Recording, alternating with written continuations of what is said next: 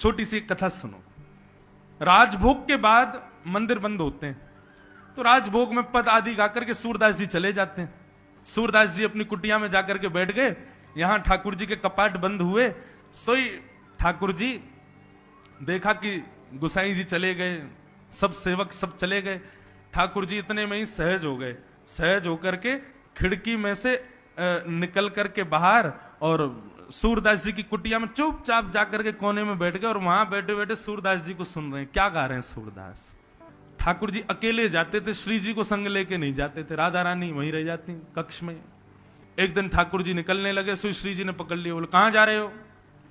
ठाकुर जी कहीं ना जा रहा हो, ऐसे ही जा रहा हूं डोलवे ने। बोले मैं हूं, चलूंगी संग में।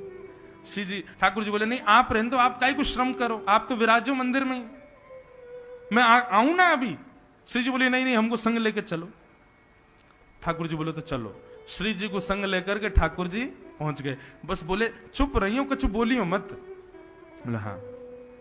कुटिया में जाकर के सूरदास जी के कुटिया में दोनों श्री जी और ठाकुर जी दोनों बैठ गए और चुपचाप बैठ करके सुन रहे हैं सूरदास जी को। सूरदास जी पद गा रहे हैं। इतने में ही सूरदास जी को पता नहीं क्या हुआ, अपनी लठिया उठाई, आंख तो थी नहीं उनकी, ऐसे चलने लगे आगे मार्ग देख करके। सूरदास जी जाने लगे। ठाकुर जी इतने में बोले श्री जी चलो वापस मंदिर चलें। अब सूरदास गए, हम भी चलें।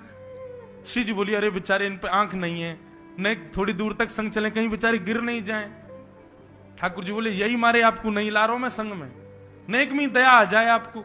अरे सूरदास आज को थोड़े ये जन्म कब ते जी रहो बेचारो, अपने आप कर ले अपनो ध्यान। श्री जी बोली ना मुंह से ना देखो जा रहा हूं, मैं तो संग जाऊंगी आके, पहले जहां जा रहा हूं वहां तक याकू पहुंचा के आऊंगी तब चलूंगी।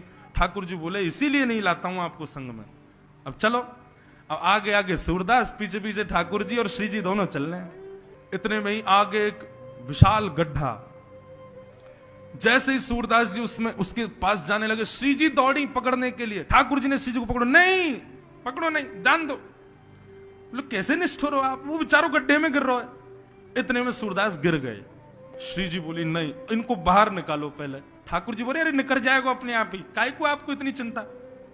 श्री जी बोली या तो या को बाहर निकालो, नहीं तो आज शाम को मंदिर खुलेगा तो मैं गुसाई जी को बता दूंगी आप रोज चुप चुप के भाग जाते हो, आप में कुछ ज्यादा ही करुणा है श्री जी,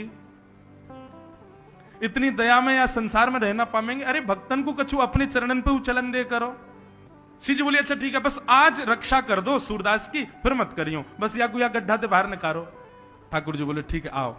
ठाकुर जी ने अपनी कारी कमरिया खोदी और ऊपर से बोले बाबा। सूरदास बोले हाँ भैया कौन है भैया, नेक मुंह को बाहर निकाल दो।